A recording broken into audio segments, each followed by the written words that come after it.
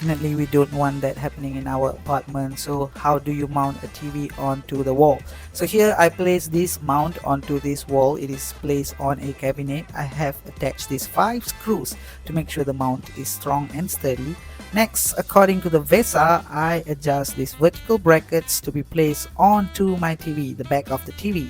Alright, so I have used some spacers here to make sure the TV is further away from the wall. And yeah, first place in the bottom part and the top part. Next, leave your TV, place your TV, make sure it does not move by securing the safety screws below the mount.